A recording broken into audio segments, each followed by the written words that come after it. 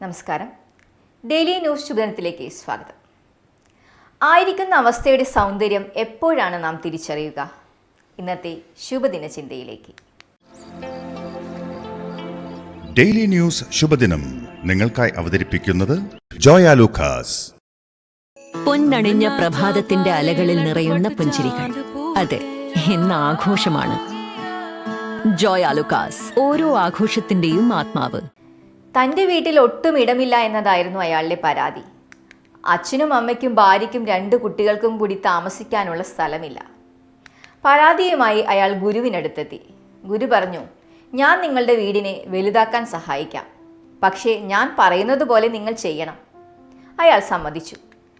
നിങ്ങളുടെ കോഴികളെ കൂടി വീടിനകത്തേക്ക് കൊണ്ടുപോകൂ. അല്പം മടിച്ചിട്ടാണെങ്കിലും അയാൾ അങ്ങനെ ചെയ്തു. പിറ്റേ ദിവസം അയാൾ ഗുരുവിനോട് പറഞ്ഞു, വീട്ടിലാകെ പ്രശ്നങ്ങളാണ്.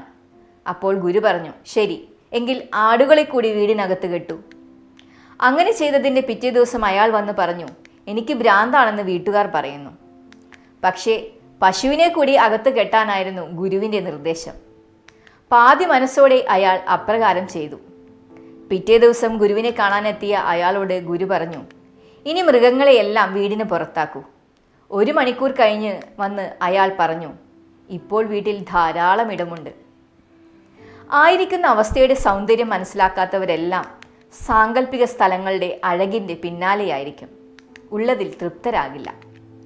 പരിമിതികളെ ചുറ്റിപ്പറ്റിയാകും പ്രയാണം. തങ്ങൾക്കുള്ളവയെ ശരിയായി ഉപയോഗിക്കാൻ കഴിയുന്നില്ല എന്നതും അവയിൽ സന്തോഷം കണ്ടെത്താനാകുന്നില്ല എന്നതുമാണ് ഈ മാനസിക അസ്വാസ്ഥ്യത്തിൻ്റെ അടിസ്ഥാന കാരണങ്ങൾ. എന്തിനും അതിൻ്റേതായ അർത്ഥവും അലങ്കാരവുമുണ്ട്. അവയെ അനർത്ഥങ്ങളായി വ്യാഖ്യാനിച്ചാൽ ശരീരവും മനസ്സും അസ്വസ്ഥമാകും. അവയെ അനുഗ്രഹമായി കാണാൻ ശ്രമിച്ചാൽ ഓരോ നിമിഷവും ആഹ്ലാദമുണ്ടാകും. അതെ, നമുക്ക് ഉള്ളവയിൽ തൃപ്തിപ്പെടാൻ ശീലിക്കാം. ശുഭദിനം.